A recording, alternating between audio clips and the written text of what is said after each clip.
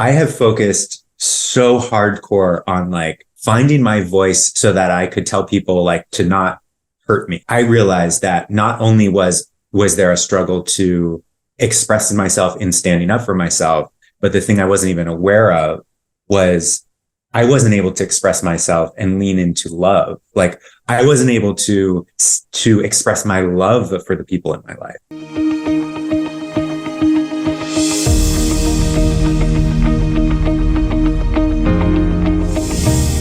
Hello, I am Kat Ford Coates with the Studio Takeover podcast, and I am here today with Erin J. Young. Erin, welcome to the podcast. Thank you so much for being here. Thank you for having me. I'm super excited. Me too. Erin and I, we've spent a lot of time together at events and at conferences. We live across the country from one another, but he is absolutely one of my favorite people. And I'm so excited to have you on the podcast today. You've had so much going on. Yeah, I'm busy at the moment, but, grateful that I've got stuff happening. For sure. Now, it's funny, a lot of the photographers that I speak to and mentees, they're always kind of in the space of, I'm not busy enough, I want more. And I think a lot of that, at least in my world, has come from me creating from a space of like with intention. And that doesn't necessarily mean like it all unfolds and I'm busy AF like straight out of the gate, but it's from that space of desire for the impact I want to have and the work I want to do. Is that the same for you, or do you create differently? I think it's kind of similar, like I remember back to the times when that was a huge like concern was just, I need to be busier. I need to make more money. I need to, there's got to be more going on to keep this whole thing going. And I can still have those same thoughts, pop up. But sure. I found that it's really helpful to just stay creative and sort of keep some sort of momentum going. Like it's not great for me if I just put my camera down for 2 weeks, if I don't have a lot of paid stuff happening at the moment. It always seems to be better than it's like if I have a little lull, I'll just make something creative happen for myself so that I can just stay in that flow of like picking up my camera, like creating something that I have to share, like whatever. And that seems to help then just keep, it just keeps me busy. It keeps my brain occupied, instead of having, going down the worry rabbit hole of like, we're all going to die. Exactly. Like I'm going to wake up tomorrow and be homeless. Yeah. Yeah. No, I've definitely had those brain conversations with myself of like, if I don't, and then this will happen and everything unfolds. And it's, what do they say about worry? Like worry is just wishing for everything that you don't want to happen. It's just this constant thing, like where, at any moment I could have a fear that pops into my head. And then it's a matter of like, what am I going to choose to respond to that? Like, am I going to get carried away and have, 72 more thoughts that are going to send me down the rabbit hole? Or am I going to, be more conscious of the moment I'm in and, I can choose to respond to that thought with something empowering or reminding myself how far I've come, or, there's so many other choices that I could make that would help to sort of like keep that fear sort of from taking me over, because it's never great when it takes over. Well, it's never great when it takes over, one, but two, something that you brought up there that I think, I personally missed out on for years was actually having the capacity to make a different choice, right? Like so often we exist by default, even in our heads. And it's when you can get to the space and try at least when you're starting to be objective about your thoughts and recognize that they are just thoughts, right? It's not truth. It's not reality. It's their thoughts. And when that one random thought comes at you sideways, like, I can't pay my rent tomorrow. What am I going to do about my groceries? Where is this going to come from? Can be responded to with panic, but it can also be responded to, hey, Kat, is that real? Nope. Or look how far you've come. Like, I was talking with Judith Hill on another episode, and she had referenced like looking at how far you've come And I was like, yeah, man, 2015 Cat would be like, get it, girl. Right. And even though Mm-hmm. I might be in a moment in 2024 saying like, oh my God, this has to happen and this has to happen and this has to happen. Like, what am I doing? And all of the things, like none of that is real. And you can choose to look at that from a different perspective. Yeah, I would say like at this moment in time, I have the best relationship to my own thoughts that I've ever had. And a lot of it's come through, the last, I would say 6 months of my life. Cause I'm a seeker. So I'm always working on myself and I'm always exploring lots of different, avenues. And a lot of that has been in the world of more like the psychological, like psychology thinking realm, I would say. And in the last 6 months, it's shifted into a more spiritual, like heart opening focused realm, which has, I wish someone, I say I wish someone would have told me this like a long time ago, but I feel like, many people have told me this and I just, wasn't ready for that part of the journey or, needed to sort of work some other things out in my brain, but it's been one of the most transformative parts of my journey, because it's included meditation. And, that's something I've tried for so long to do. And I'm just like, I can't do it. My brain is too busy. I can't sit still, whatever. And then I started learning about like the real tangible benefits of it all. With your health, with your mind, with just everything. And it's like, I armed myself with so much knowledge that I was like, okay, I know too much to just not do this thing, and so it's become the most important part of my day. And it's interesting how like things that I used to try so hard to work on and control and like, that would be like a lot of like willing myself to try to do on this journey of meditation, these things have become a lot more in some circumstances, effortless. And it's like, this ability to just start to notice my own thoughts in a different way, to notice my feelings in a different way, to just notice something that seems so simple, but like, oh, when I do this thing, I don't actually feel good. Or when I say this thing to myself, I don't actually feel good. And what I've realized is that we like live in this world with so much distraction. There's so much available to us. Like I would say our phone is number one. And in that space of distraction, it's hard to even know how you really feel about certain things. And if you don't know how you actually are feeling moment to moment, you don't actually know what you're telling yourself moment to moment, it's really hard to do what we're talking about and to like make a different choice because we're running on autopilot. And when we feel uncomfortable, we're just running to the phone or running to all these different distractions to cope basically with the fact that we're uncomfortable. And what I've found for myself is in this process of sitting still, I've naturally been, becoming more aware of like, where's the discomfort coming from? Like what's actually going on with me? And then from that place, I can make different choices.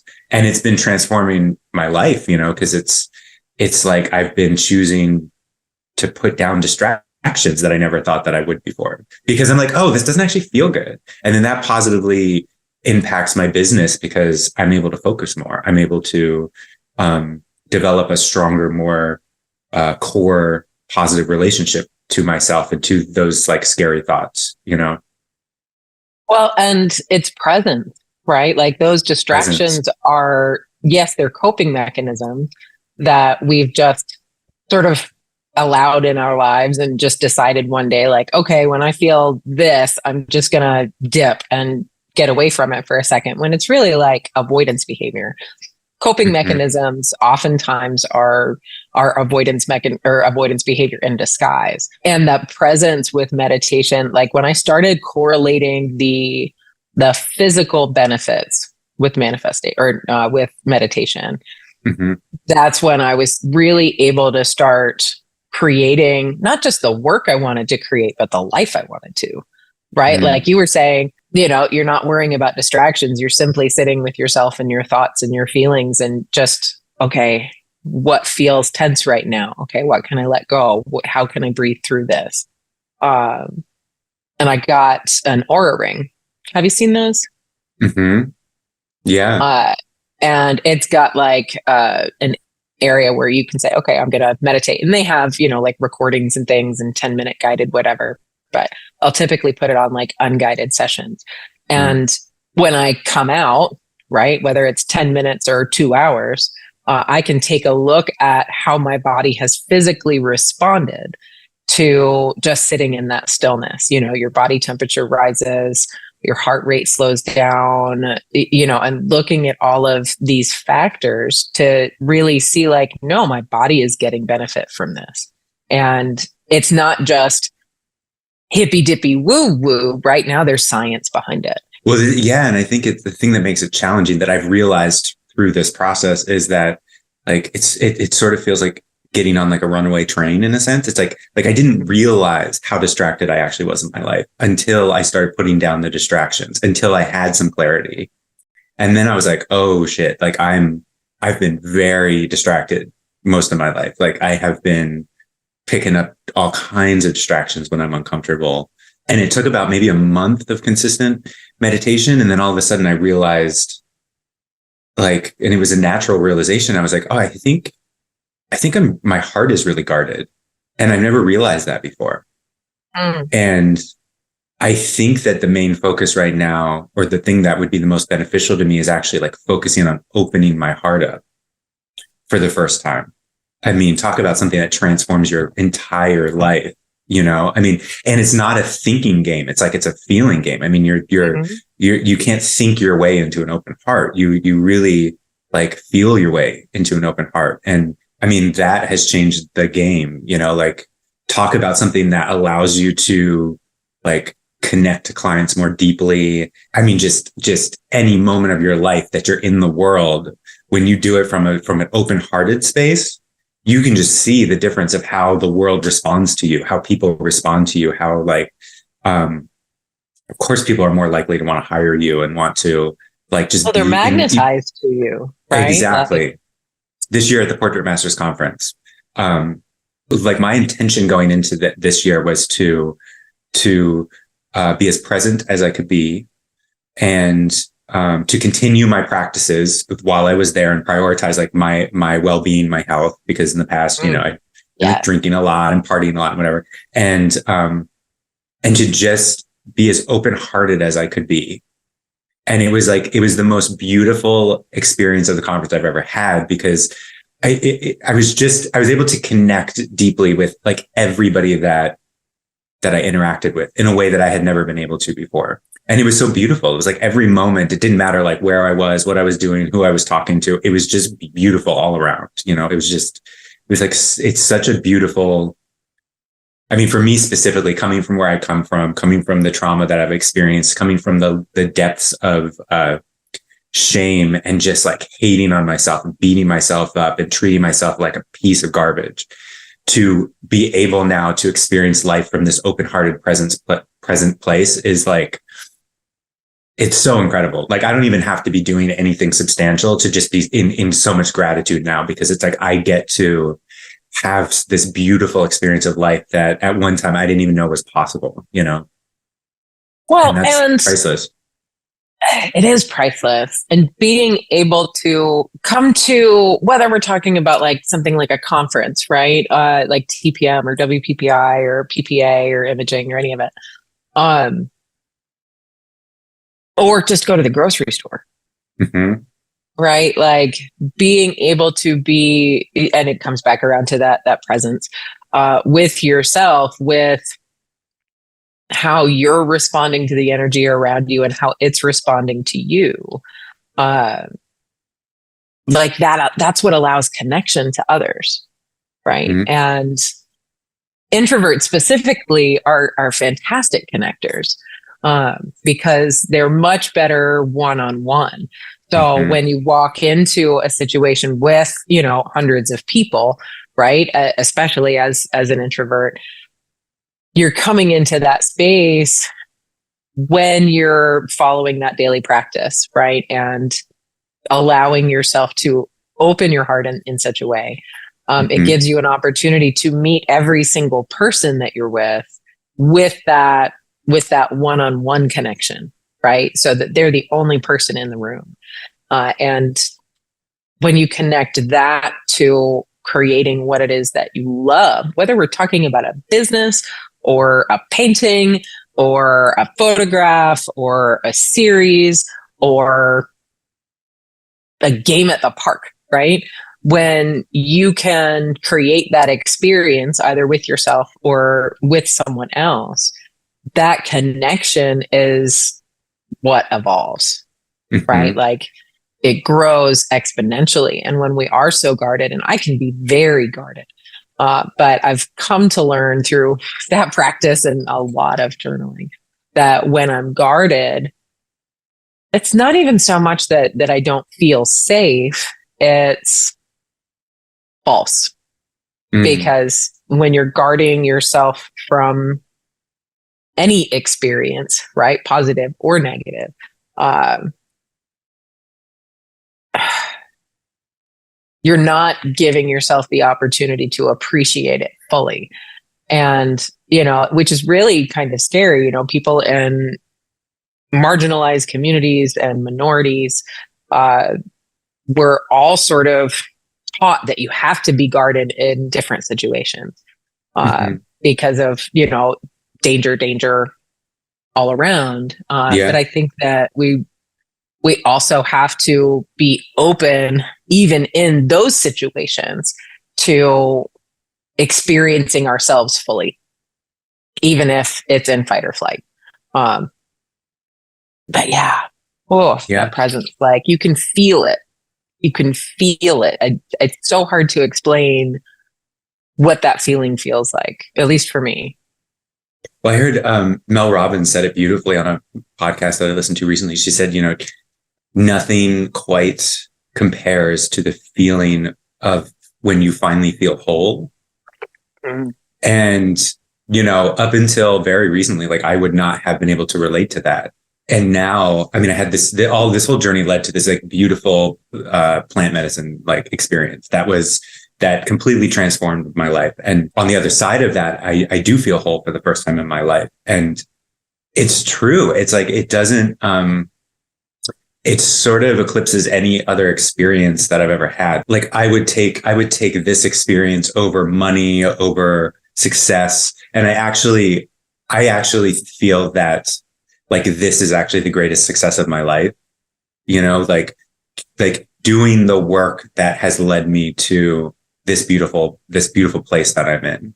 I feel like that is more a sign of success for me than any amount of money, any amount of business success, anything that I'm ever going to create. It's like, because I get to carry this with me now for the rest of my life. And I'm so excited for just like what's going to happen in my life and what's going to show up. And the fact that I get to greet whatever experience it is with this presence and with this open heartedness. And, so no matter what the experience is, it's going to be so much better than what it would have been before, had I not gotten to this place. And that's such a beautiful. You just gave me goosebumps.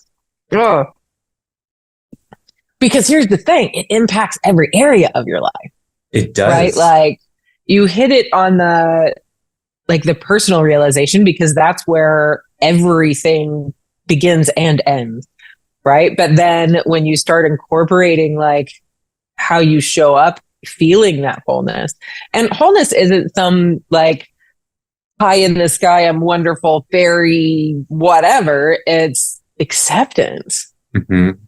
And I think when I discovered that the acceptance of my flaws and past decisions and all of the shit we try to push away, right, and not accept about our lives is exactly the things that make us who we are. Mm-hmm. And that acceptance has allowed me to, make different decisions in a lot of areas of my life.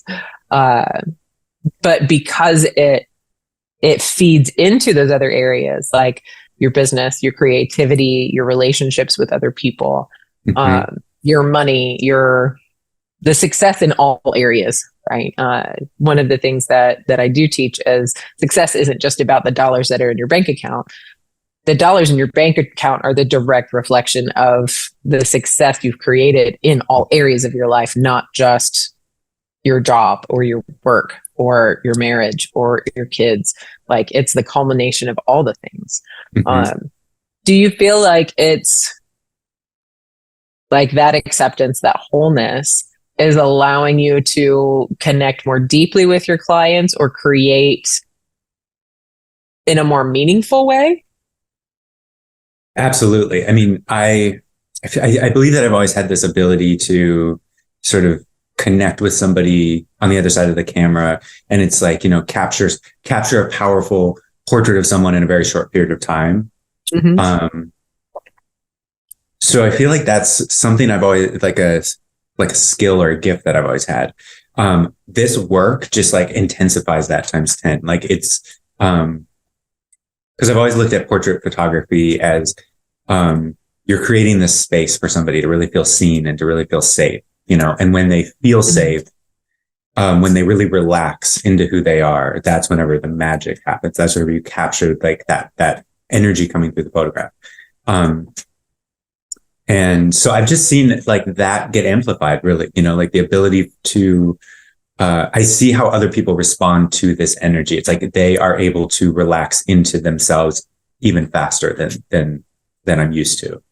They're able to show up. It happened yesterday. Like I had a client who, somebody I was meeting for the first time, like obviously right when they showed up, and didn't know what to expect, but I just thought, I'm going to greet this person with an open heart and do whatever I can to just be present on my end, and so that's what I did. And I just watched this person sit down in front of the camera, and it was like, there's this new thing where it's like, I seem to be able to a lot of times, like within 2 shots, capture a photo that I can show back to the person. And they're like, oh, wow.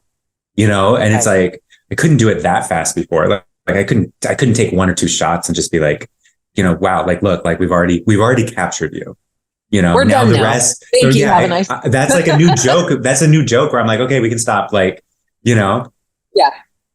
But that's such a beautiful thing, because being able to show somebody like, oh, this is going to be easy. Like you don't have to put on a performance. You don't have to, it's not about your persona. It's not about like, you don't even have to think much about what you're doing, like you really just have to sort of relax into the moment. And if we're connected, like the photo is going to be connected, and it's going to be simple, it's going to be very low key.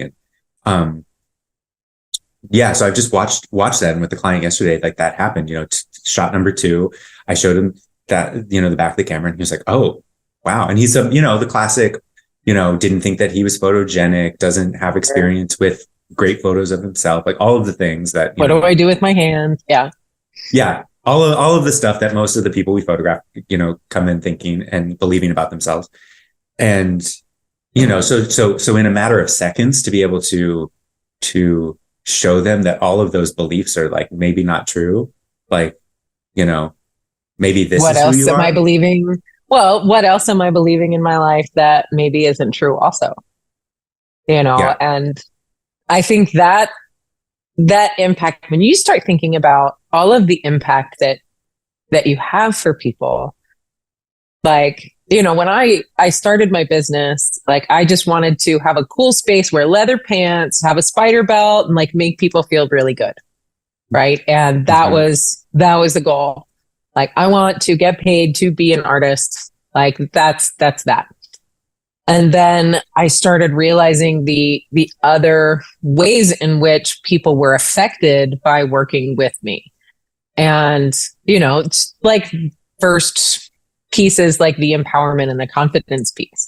But it's when people start asking those questions about what else am I believing that maybe isn't true, like their lives can unfold into magical ways.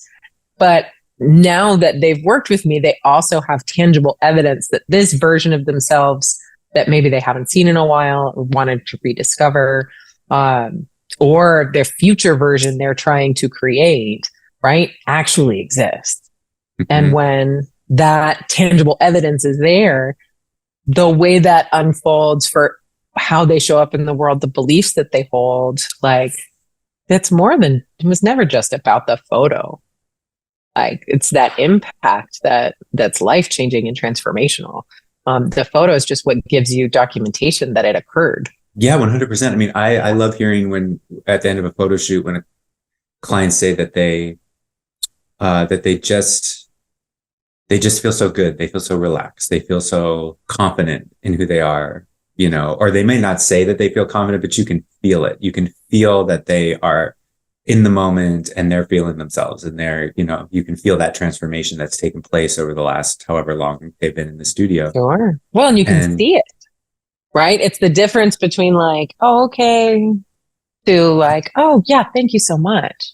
what I've realized is that like one of the gifts of all of the trauma and pain that I've put myself through, because I've put myself through more pain than anybody else has ever put me through.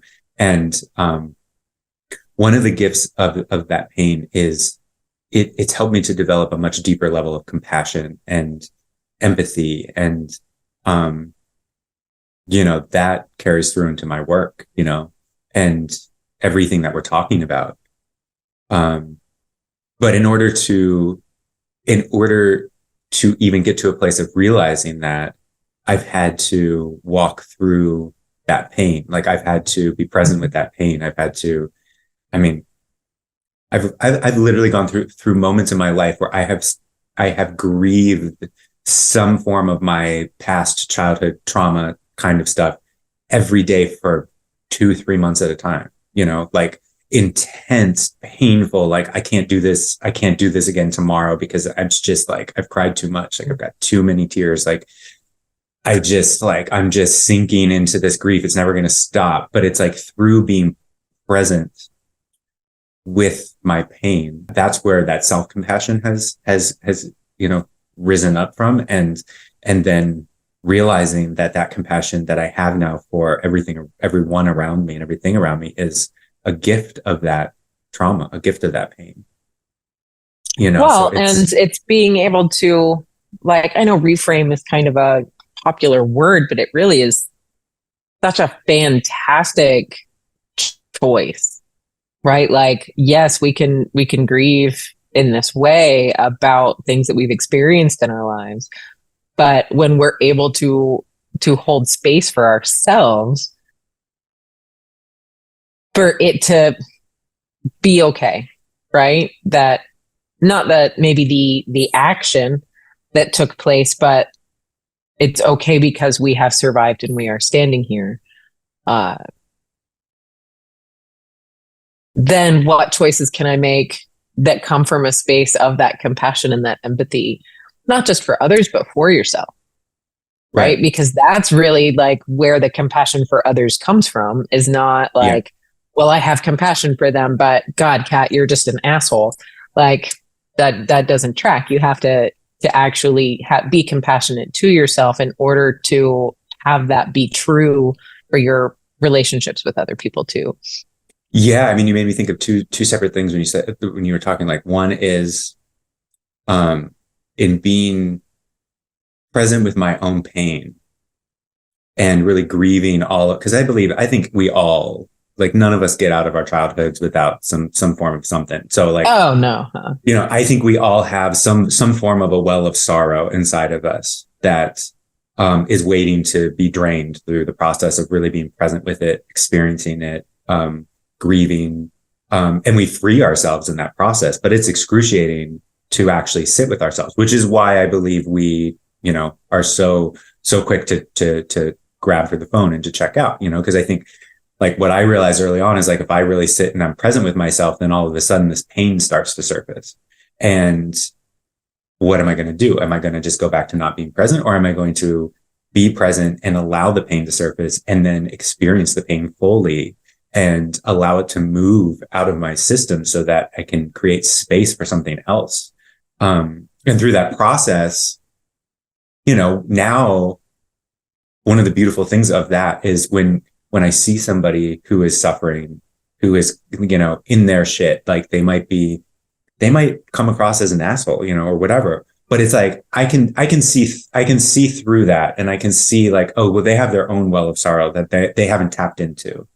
And there's pain underneath that assholery, and I can have compassion for what's going on for people on a deeper level, because it's not easy work. I mean, anybody who is deciding to, like, oh, I think I do have a lot of grief that I'm going to start being present with, like, I feel for that anybody who's embarking on that journey, because it's a painful, difficult journey, but it's so life-changing as well. Like when Mm. I was able to, forgiving myself is something I've worked on my entire adult life. As long as I've been in therapy, as long as I've been doing some sort of practice of and seeking, I have been working on self-forgiveness.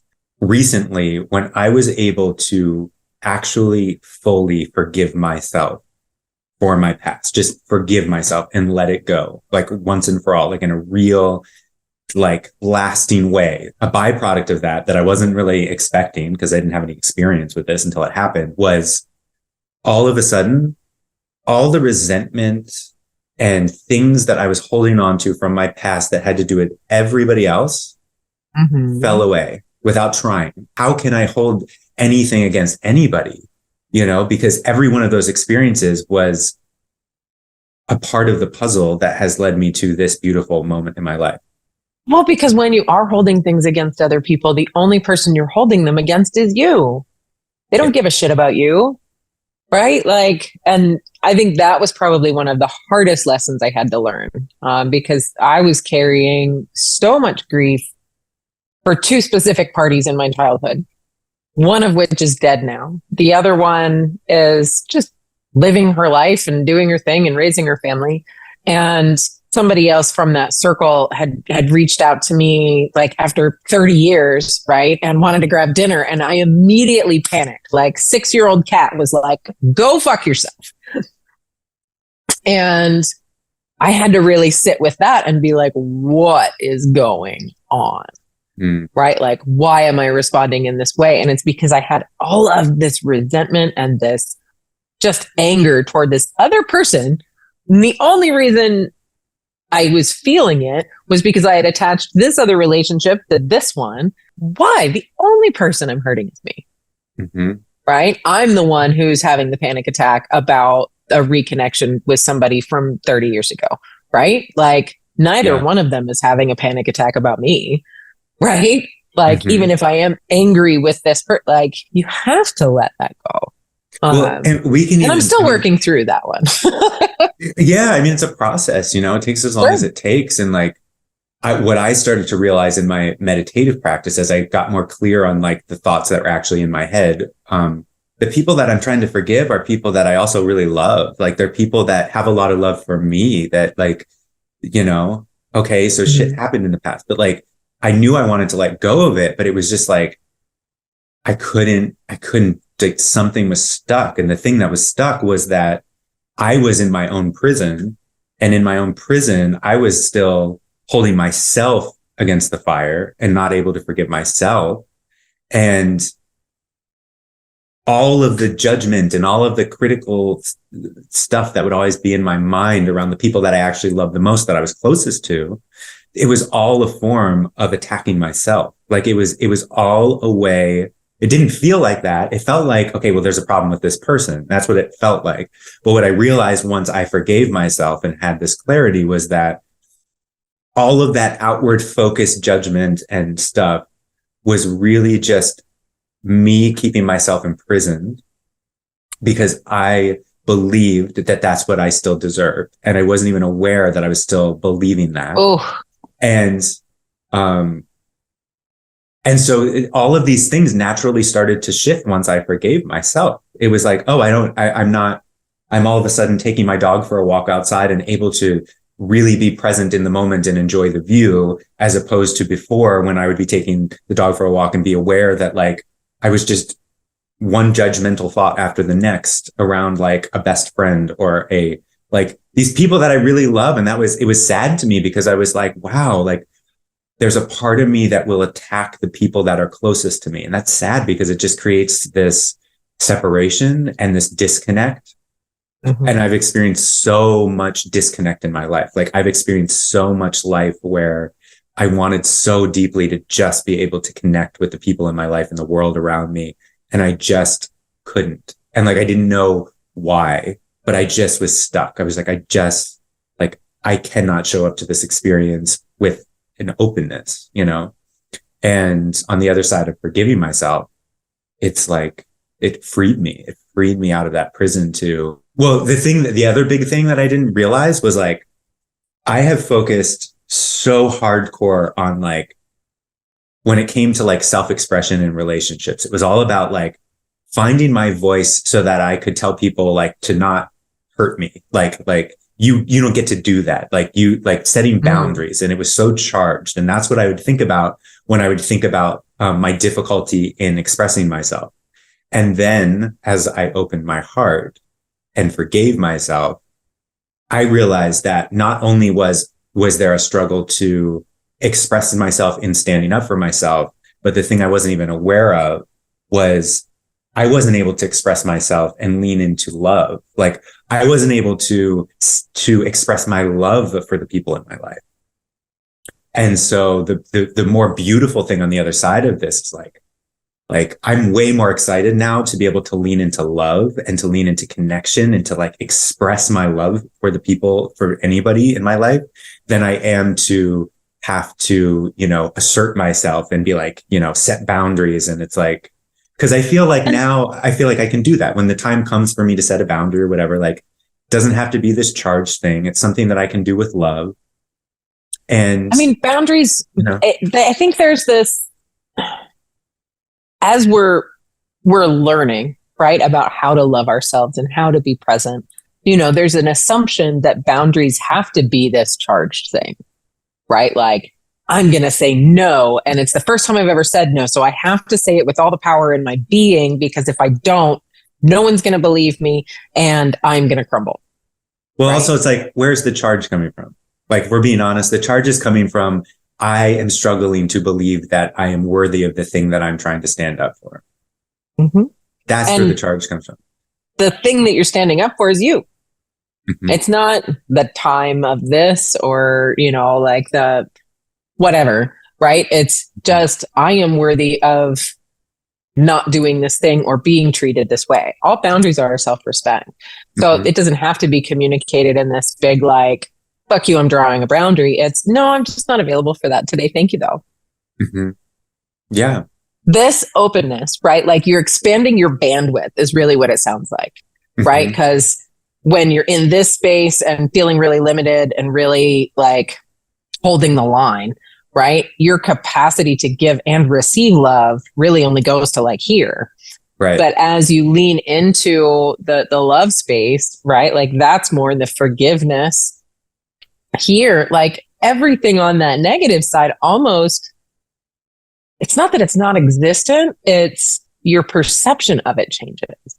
It's like, why would I? It's like the more gratitude I experience, the more gratitude I want to experience, the more love I want to experience. And it's like the less I even want to get upset about things, the less I want to, and the more I realize that a lot of the things that I have been upset about in the past are choices, whether or not I actually want to get upset. They're choices. A lot of it has to do with just having a thought and then keying on that thought over and over and over and over and getting riled up. But like the, the half-life of emotions is extremely short when you're not fueling them with more thoughts and just keeping the hamster wheel going. You can, Saw that if you, existence by default. Yeah. yeah. So it's like, there's lots of things that I could grab onto in this moment to stress myself out. Like I have a photo shoot today. That's kind of a big deal. That's like, whatever. And I'm like, I don't exactly know what I'm going to do for it, but like, okay, like, but I'm here with you and I get to have this experience. And so I get to choose, like, do I want to just be here and have the experience I'm having, or do I want to like stress myself out about something that, again, I could also in that moment just remind myself that like, dude, all you need to do is show up with an open heart and you're going to create magic. Like you had the technical side down, you know what you're doing. You don't have to stress yourself out about that stuff. Like just have an open heart, connect with your person, and it's going to be beautiful. It's going to be whatever it's meant to be. You're going to create exactly what you need to create. It's going to be impactful. And like, it's like there's this idea of like giving myself grace that I've been experiencing lately that I had never had before. Like there was always that idea of like forgive myself or, go easy on myself or be kind to myself or whatever. But this idea of like just giving myself grace is like so much softer. It feels so much more like gentle, That for me has always been where the magic is. And yes, I get excited about, like, let's create something really visually interesting and maybe Mhm. outside of the norm. Um, but it's always out of love. And so when you're in that anxious space, it's like, when the hell am I going to get to the point where I can only create with love? But when you see that growth as love, like for yourself and your dreams and what you want for your life, um, that for me is really when everything kind of changed, right? Like, Mm. well, yeah, I know I've got the muscle memory for it now, but secondly, like, ooh, what else is there? Like all of a sudden, Yeah. other opportunities present themselves. Yeah. And I think also, I think it's important to also qualify that like, we don't like I haven't like arrived at some place where like I'm not scared anymore, or like I don't have Sure. scary thoughts. I don't have, it's more about like, I mean, yeah, I have a lot less of them than I used to, right? But they still come up and they can sometimes be incredibly irrational. Like that thing we like joke about like tomorrow I'm going to wake up and be homeless. Like that is still something that pops into my head. Like, how am I Sure. going to keep this, the bigger my life gets, it's like, how am I going to keep this life going sometimes? Like, how am I going to make enough money to like keep this whole thing going? And it keeps expanding. And it's like, and it's more about like, now I have this ability to respond to that in a different way. I have the ability Well, to and to not feed into it and let it go like off to the races and then take me down as much as it once did, you know? well, and I think it's because you have proof of concept, right? Like you recognize that thoughts are just that. They're Mm-hmm. just thoughts. And that doesn't mean that like as you grow, like, oh my God, but the money comes. Like you're doing the work, you've got the process, you have the system that works for you, right? And the system, even just in this conversation, is like the meditation I do daily. I hold space for myself to just experience this human existence. Mm-hmm. That's the foundation, Right. right? Everything else comes. That's a concept that can be hard for people though, that to trust, to basically trust Yeah. in that, that comes up against like, that's a whole conversation about our culture and how that we live in a culture that's all about like doing and accomplishing and like grinding and, working yourself into the ground and always be pushing, always be hustling, always be, Hustle and culture is such garbage. yeah. And it's like, I just had this conversation with my partner and the fact that I'm saying with my current partner, my history, like that's profound. And that is a direct result of my healing and my open heartedness. And that I'm so grateful for. And just having a conversation with him, he's getting back in, a couple of days. He's been working nonstop for like 3 weeks on a project. I've been working nonstop, getting ready for my book to come out and getting ready for like, and keeping like, my business going while that's happening.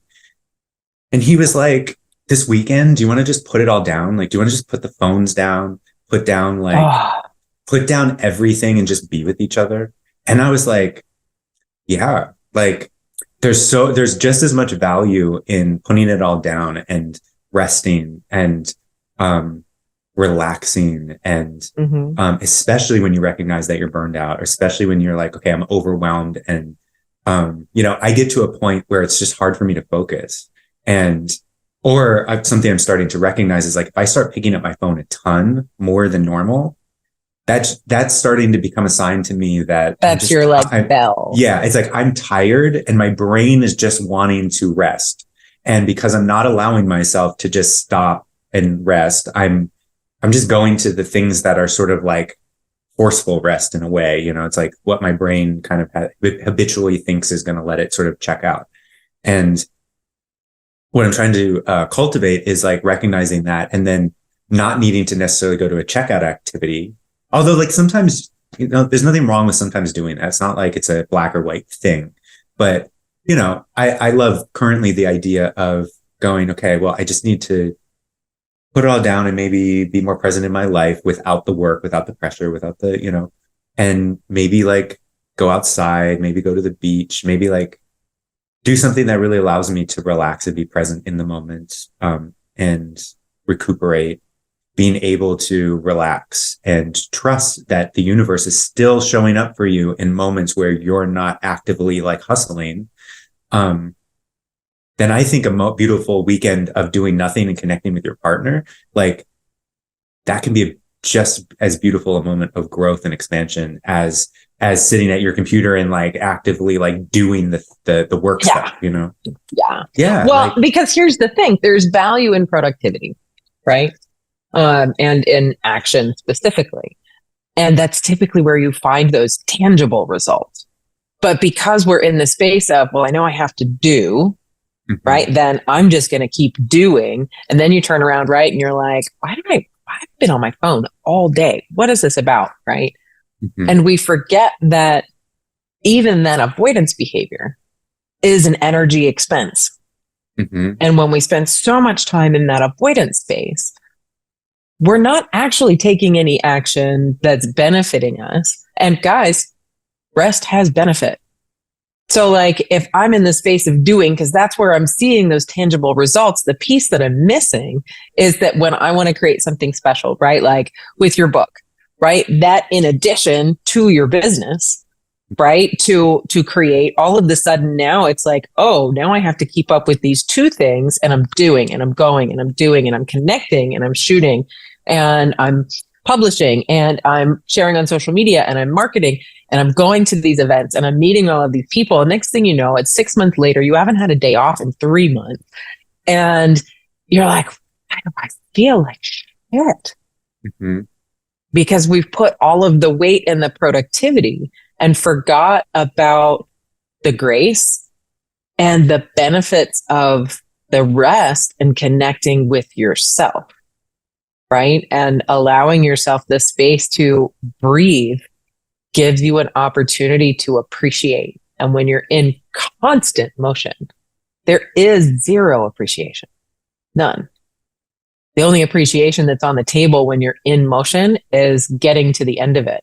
And when you're in motion and producing, there's always more opportunities to take advantage of as that unfolds. So you end up never getting to be present with yourself at all. Yeah. I mean, the last few months, like it was so clear to me that what I was being sort of guided to do in my healing journey was the meditation and the mindfulness and everything. So I prioritized that. And that was like a huge example of, I mean, I spent the majority of my time focused on that. I mean, I was taking courses, I was doing, you know, I really was just embracing it because I knew that that was the next step in my healing. And Mm-hmm. I trusted that that was going to positively impact every other area of my life, you know, and I still had, you know, business going and things to show up for, but I would kind of show up for like what I had to show up for and then spend the majority of the rest of my time focused on this other thing. And, you know, nothing terrible happened. Like I didn't lose work. I didn't, you know, I stayed consistently busy. I stayed, you know, and it was like, it's because I was still on track. Like I didn't have to spend these like endless hours hustling with my business for it to keep it going. I was keeping Mm-hmm. it going by focusing on like this deeper aspect of who I was, and the universe was still showing up, was still responding, was still like, you know, Here are saw, people. Yeah. yeah. And I was just carried through in a beautiful way, you know, and that's just an example of how like you don't have to always be hustling in like one specific way to continuously make stuff happen for yourself, you know? Well, and when you focus on nourishing yourself, right? And that's food and spiritually and mentally and emotionally, uh, you know, that gets rewarded too. You know, you're not escaping from anything. If anything, you're showing up more fully. Okay. So speaking of hustling and doing all of the things, like you have created this magnificent book. I got to get a glimpse of it at the Portrait Masters conference. But Yes. that's available for people now. Like it's such a beautiful book, Aaron. Thank you so much. What was Yeah. your favorite part about creating it? I mean, it's been such a fun project. I mean, the creation aspect of it, doing the photos like started in 2018. Um, Mm-hmm. so this is like pre-COVID. I mean, this is a while ago, and it felt like such an inspired moment in time. Like everything was sort of coming together so magically. Like we were it was this idea that I had of like how I wanted to capture the queens at this event, and people that needed to sort of show up to help it make it happen in terms of on the event side, and like putting together a team and everything. Like it all came together beautifully, and it was received really well at the time, and people really loved the photos, and it felt like we were doing something, back then that I hadn't seen really done before in the drag community, I would say, like I've seen it happen since then, but at that moment in time, like I just hadn't seen this community be sort of photographed and portrayed in this way that we were doing, where we were sort of like, it wasn't, I mean, obviously it was about their persona. It was about their artistry. It was about their looks. Sure. But it was also about capturing them in their humanity, and sort of also seeing if we could sort of capture something that cut through the outer beauty that they had created, and just capture humanity and capture authenticity. And then to add the element in, some of the photographs that we were able to capture in terms of like the fan interaction with the people, that became just like a really cool, fun thing. And it's been really fun to hear everybody's take on that aspect, because I've heard like so many different takes on like interpretations of like what that sort of says or how that speaks to people. And that's been like a really cool, I think that was probably my favorite part of creating the project, was those moments where we got to get the fans interacting in the photographs and capture this sort of juxtaposition of like this celebrity, like the celebrity aspect of who these queens are, mixed with the people that look up to them and idolize them. And, it's just such a fun, like cool, interesting sort of way to capture these beautiful people, Yeah. Well, where can people order a copy? So now that it's available, finally, you can order on Amazon. That's probably the easiest thing to do. And then also queenthebook.com.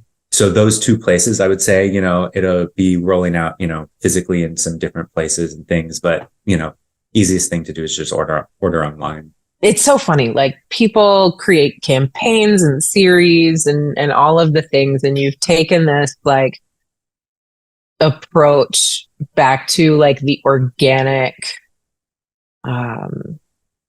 love, right? Like having it's not just a one-off magazine, right? It like a book you've poured your heart into, and I think it's just incredible. I'm really happy for you.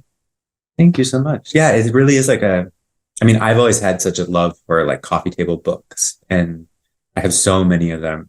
Yeah, in this digital world that we live in, where most things are viewed on a screen, it's cool to have something that's going to be like tangible, that's going to just be in people's homes, hopefully out, that people pick up, look at over time. And it feels a little bit more sort of timeless, Yeah. Well, it is. Really That's the power of print, right? Mm-hmm. That's fantastic. Well, where can people find you online? You can find me Instagram, Facebook at Aaron J. Young. My website is just aaronjyoung.com. My studio website is aaronjyoungstudio.com. And then queenthebook.com. That's wonderful. Aaron, thank you so much for being here. I appreciate you and your friendship so very much. And I cannot wait to see people's response. Please let us know if you've ordered your copy of Queen the Book, and what you think of it. And of course, how much you love it. Thank you so much for having me on. I always love connecting with you. I feel like we never get enough time to just hang out, since we live so far away, but it's any moment like this, I'm so grateful for. Same. Me too. All right, guys. Thank you so much for tuning into the Studio Takeover podcast. My name is Kat Ford Coates, and we will see you in the studio with our membership very soon. Make sure to tune in next week. Same bat time, same bat channel.